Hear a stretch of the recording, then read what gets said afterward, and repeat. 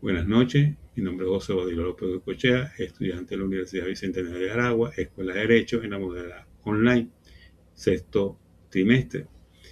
El tema a desarrollar hoy corresponde a la materia de criminalística y lleva como título Estudio y análisis de los elementos de convicción de mayor interés en la criminalística, y hablaremos también de la dactiloscopia, siendo mi tutor el abogado Eleazar Medina. ¿Cuál es la importancia de este tema? El objetivo de esta principal de esta exposición es explicar de manera clara y fundamentada cómo los hallazgos o ciertos hallazgos criminalísticos pueden adquirir valor dentro del proceso penal, especialmente relacionados con la huella dactilar y otros elementos de convicción. Esta lámina tiene como título, o los puntos que vamos a atacar acá son la introducción, el propósito, método y una pregunta orientadora que es fundamental. ¿Cuál es el propósito? Es analizar la función jurídica de los elementos de convicción y su interés criminalístico. ¿Por qué nos interesan estos elementos de convicción? Que al principio son indicios. Y el papel de la dactiloscopia. Para eso utilizamos un método que consistió en una revisión de la doctrina, como la de Montiel Sosa en 1991, donde él plantea que la investigación criminal requiere métodos de observación y legalidad. Y también la de Cabrera Forneiro y Fuentes Iglesias de 2007, donde se plantea que la ciencia forense está para aportar datos técnicos útiles para el proceso penal. Esto significa que se aplica el método científico, ¿verdad? Y se tienen que probar cuantas veces sea necesario para no equivocarse y darles estas herramientas al juez, ¿verdad? Y a los fiscales para que hagan el procedimiento adecuado y puedan dictar una sentencia que no le corresponde a la criminalística, ¿ya? Y para esto vamos a desarrollar también una estructura de conceptos, que es la cadena de custodia, la técnica dactiloscópica, algunos puntos y cuál es su importancia jurídica, ¿ya? Y un caso práctico. Hay una pregunta orientadora en todo este proceso. ¿Cuándo una huella del sitio del suceso se vuelve confiable para la decisión jurídica? Para que esto suceda, debe haber un procedimiento que se inicia con la recolección de esos elementos en la escena del crimen y tiene que seguir unas normas, unas técnicas, tanto de recolección, procesamiento, empaque, es decir, una cadena de custodia donde no se contamina el elemento para que esto tenga validez en el proceso penal. La ciencia criminalística solo adquiere valor judicial cuando el hallazgo se obtiene y se incorpora legalmente.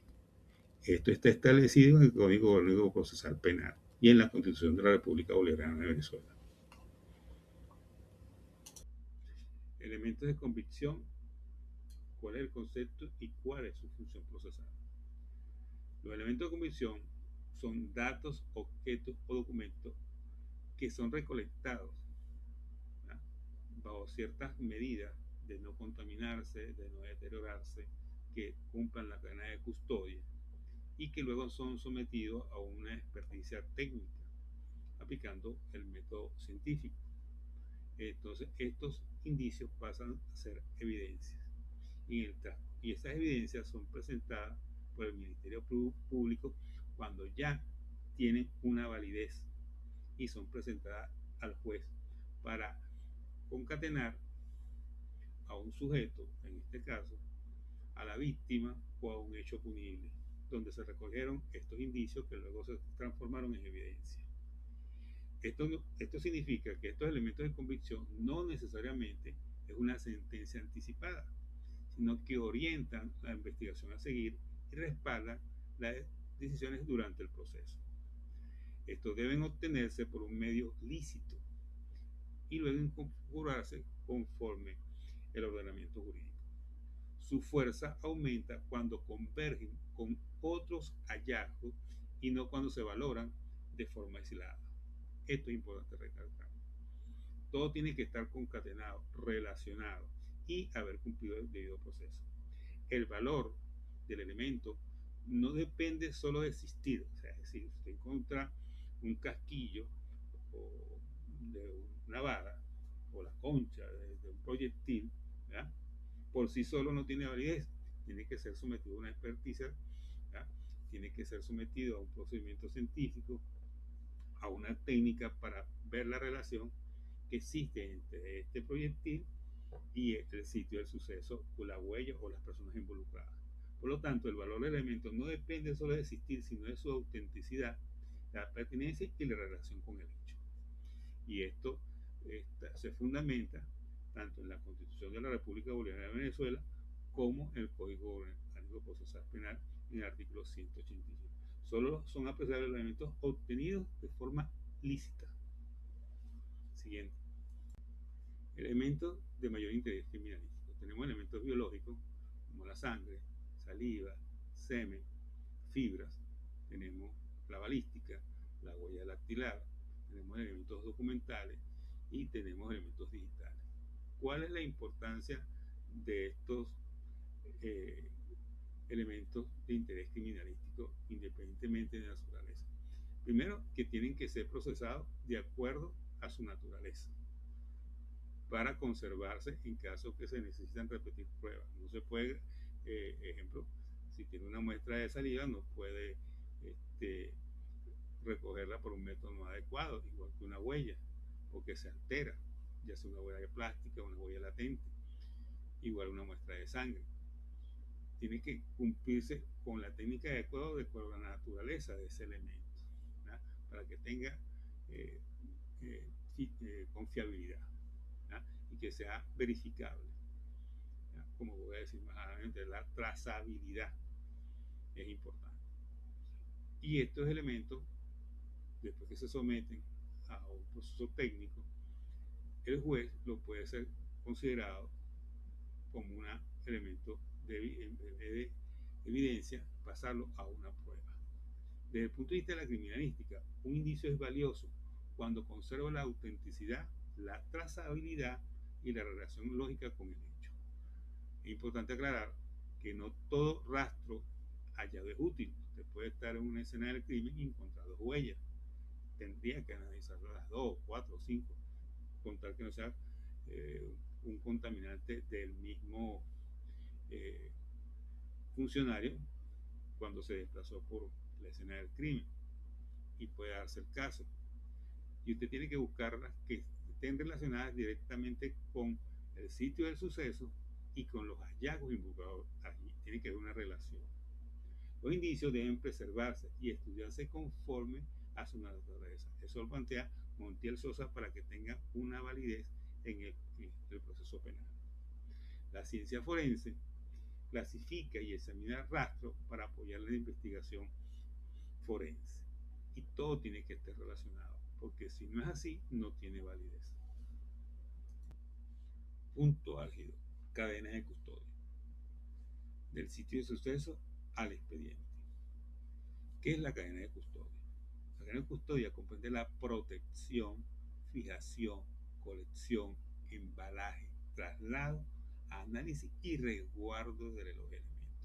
Si esto está alterado y debe ir documentado con una fotografía, con documentos, con un escrito, ¿cuál es la finalidad de la cadena de custodia? Es garantizar la integridad, la autenticidad y la trazabilidad para que pueda tener valor legal.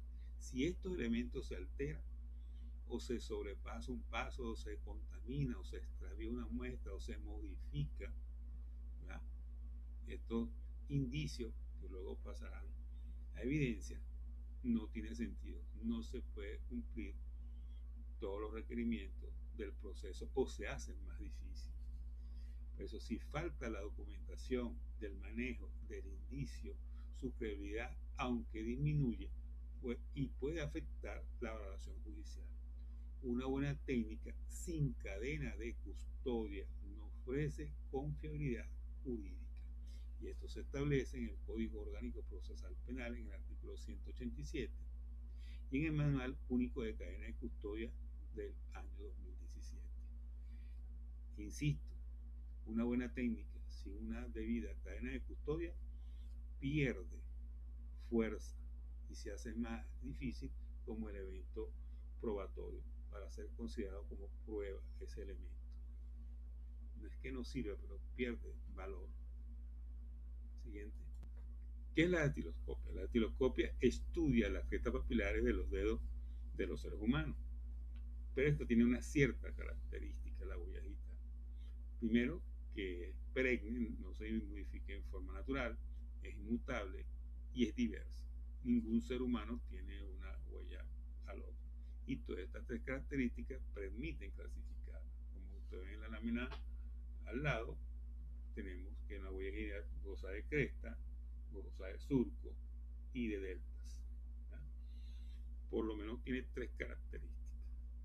Estas tres características, más el hecho que no se puede modificar de forma natural la huella, que es inmutable y es perenne, permiten que por ciertos métodos, ya sea de observación directa o con técnicas especiales o por equipos digitales, clasificarla y relacionarla con un individuo o con el sitio del suceso. ¿Ya? La huella dactilar permite individualizar a los individuos porque cada uno tiene unas singularidades especiales, como lo plantea Montiel Sosa. La terminología de dactiloscopia exige precisión conceptual, como plantea Sergio Sota en su artículo del año 1998. Esta clasificación de las huellas cuando va a depender de cómo se transfiere. Si el individuo este, se impregnó la mano con una sustancia como la sangre, puede haber una huella visible. O si por presión tocó una superficie blanda, por dígito de presión, moldeó esa sustancia o esa masa o esa plastilina, por decirlo así, y colocó la mano ahí y transfirió su huella digital ahí. O si es una huella latente, ¿verdad? Que porque se debe porque los dedos, los puntos de los dedos tienen ácidos grasos, células escamativas, sudor, y cuando usted toca una superficie, se impregna y se dibuja su huella ahí. Pero requiere de métodos especiales para poderla copiar. ¿Ya? Y eso es una forma que puede relacionarse el sitio de suceso, si se cumple la buena cadena de custodia, el embalaje, las pruebas específicas para cada tipo de huella, dependiendo de su naturaleza, y de esta forma convertirse en una prueba y el juez considerarla o no si está relacionada con el caso, dependiendo de cómo haya sido todo el debido proceso y la recolección de una muestra, dependiendo de su naturaleza. Siguiente. Procedimiento de datiloscopio. Esto es también de suma importancia. El procedimiento técnico comprende localizar la huella, revelarla, fijarla, levantarla, embalarla, comparar la impresión digital. Si no se cumple esto, tenemos como tomar una huella alterada y va a depender de la superficie o de la naturaleza de la huella, como dije anteriormente, si es una huella latente, visible o una huella plástica. Debe fotografiarse, debe documentarse, hacerse un documento que la huella fue recogida en tal sitio, en una mesa, ¿verdad? Cerca de una ventana, en un vaso, en un florero, y debe cumplir la cadena de custodia y debe conservarse, empacarse, no es naturalizarse. Y de acuerdo a los patrones que se vean en esta huella de cresta, de presiones, delta, ¿verdad? Va a coincidir con un sujeto o no que esté en la base de datos, ¿verdad? En su mayoría de los casos. La confiabilidad de la huella va a depender de la técnica que sea reproducible, porque si usted naturaliza la huella, no tiene otra forma de volver a reproducir. Entonces, es importante que de acuerdo al tipo de huella se aplique la técnica adecuada y que pueda ser reproducible para la correcta documentación en cada fase. Los estudios de la huella exigen observación y técnica adecuada al soporte, como lo plantea Cabrera Forneiro y Fuentes Iglesias. Igualmente, como lo plantea el Manual de Custodia de 2017, en las técnicas de fijación y conservación de la huella. Valor jurídico de la experticia dactiloscópica. ¿Qué quiero decir yo acá? Usted en un sitio de suceso, usted cumple con los elementos de buscar la huella, de ubicarla, recolectarla, fijarla, trasladarla, conservarla, analizarla. El hecho que usted identifique una huella y que tenga relación con un sujeto A o B, ¿verdad?, no significa necesariamente que este sujeto esté vinculado al hecho punible y a la escena del crimen, porque pudo haber sido, les pongo un ejemplo, ¿no?, que alguien se robó un vehículo, lo dejó en un sitio, este sujeto lo dejó en un sitio, por supuesto tocó la manilla, abrió la puerta, tocó el volante y lo dejó en un sitio. Después viene otra persona,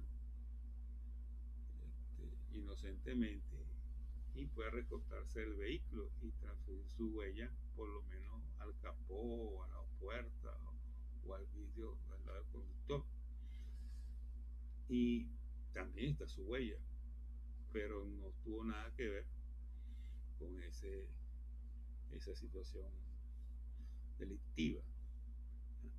Por eso es que se plantea que la huella no determina por sí sola cuándo, cómo o por qué se produjo el contacto. Eso en primer lugar.